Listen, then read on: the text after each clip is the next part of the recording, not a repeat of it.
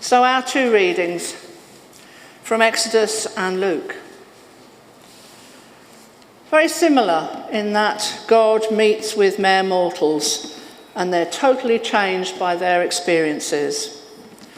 Moses comes down the mountain with the tablets of the Ten Commandments, frightens Aaron and the Israelites because his face shines and is radiant. As a result, they are afraid, but at the same time, lost in wonder and admiration that one of their own has seen God. And to save them from this ordeal, Moses covers his face until the radiancy fades and until he goes up the mountain again. In the Luke reading, Jesus is also transformed. He becomes radiant and his clothes as white as snow. And this time the disciples are with him and they see two others with Jesus. They recognized Elijah and Moses. Peter offers to build shelters for all three of them as he recognizes that Jesus is their equal. He is as great as those two are. And it begs the question as to how this resonates today. There can't be many people who have experienced such a transformation or a transfiguration with meeting God in their lives. But I wonder, sometimes we're very much focused on the big picture, and sometimes we should be focused on the small print at the bottom. In our lives, things happen for a reason. Things we haven't planned, things that come to pass, things that we long for, suddenly appear. People we are thinking about suddenly ring us up. I remember once being halfway around the world on a holiday, waiting for a ferry off the coast of Cyprus, when I find myself standing next to someone from my village who I'd lost touch with years ago and couldn't find. God instance, not a coincidence. A story is told of a Northern Ireland pastor who encountered God whilst battling for his life with COVID. 2 years ago, he was struck down and was very ill in intensive care. But as he battled the virus and began to feel better, he found he craved Coca-Cola and crisps. But of course, no one could come and see him, and he couldn't ask the nurses either. He shared his craving with God in his prayers. And the very next morning, one of the cleaners came up to him and gave him a packet of crisps and a bottle of Coke. He later found out that the cleaner had been a missionary in the Far East for years and had very recently returned home to Belfast to help out in the hospital with the pandemic. The pastor created a social media clip and shared his encounter with God, and it went viral. If only all our encounters with God went viral. And very briefly, well, mildly, a small thing that happened to me this very week. Last November, my daughter-in-law and I decided to go to Slimming World, me because I was overweight and her because she'd just had a baby in the summer. And we gave up baking and cooking cakes and eating biscuits and doing what we should do, and we've done very well. However, this week, we had a Christian coffee morning planned at the Elmbridge retirement home, and I thought I'd use up all the ingredients that's still in my cupboard before they went out of date. So I made a chocolate-free brownie, put it in the oven, and my son rang while they were in the oven and said that my daughter-in-law's birthday was the following day, and he'd searched all the Cranley shops for a gluten-free cake as he wanted to treat her, and he couldn't find one. Now, what were the chances that my coffee morning and her birthday needs would be met at exactly the same time?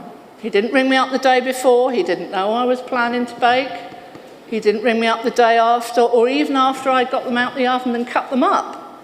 He rang me while they were still in the oven. And she's been depressed recently, my daughter-in-law, with postnatal depression, and I knew this would make her day, so I offered my cake and he came over and gladly took it away, which obviously meant that I had to start all over again. But if that wasn't God at work, I don't know what was. So much as we can say that we don't have mountaintop experiences, we do all have these little victories, all these little God instances when God does answer our prayers. He surprises us with something we need, and we know it's in his power to give us anything we ask.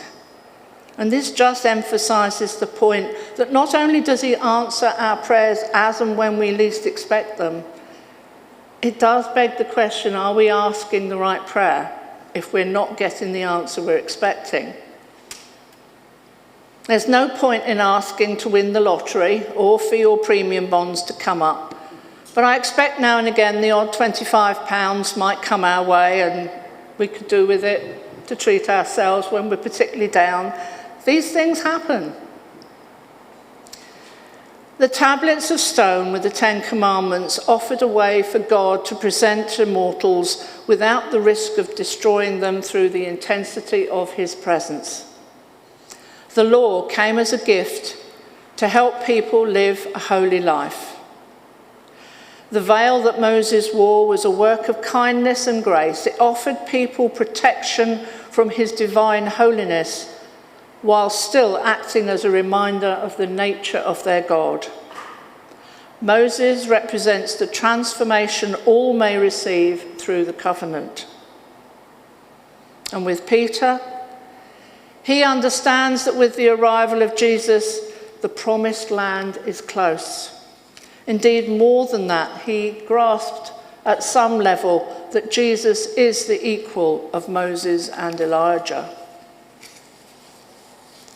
He got the meaning of the transfiguration in some ways. He recognizes Moses and Elijah, and he wanted to honor Jesus as well. As Moses was the master of the sea, parting the waves of the Red Sea, so Jesus was master of the sea when he gave the disciples their almighty catch of fish, or when he was calming the storm. As Elijah raised people from the dead, so Jesus did the same. But Jesus had more important news to impart, and the road to Jerusalem is just round the corner. The cross that lies at the end of the road. He is the Son of God, and soon he and his disciples will turn their attention towards its full implications. The kingdom which invites us will exceed our every expectation.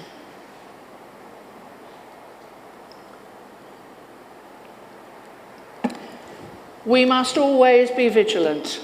We must be ready to do God's work and to look out for these God instances which will make our life richer and make us more fulfilled. We need to continue our relationship with God by praying for ourselves as well as others. It's something we can all do wherever we are in our relationship with God. Right now, our prayers are of paramount importance for the well-being of others in Europe. Those across the world affected by war and conflict, and soon all those displaced away from home and comfort. We will remember them and our lesser needs in our prayers of intercession shortly. But God's message this week to all of us is to always look for the silver lining in every situation, no matter how bleak it looks. And to keep our eyes and ears open to do and to experience God's work in our lives. Amen.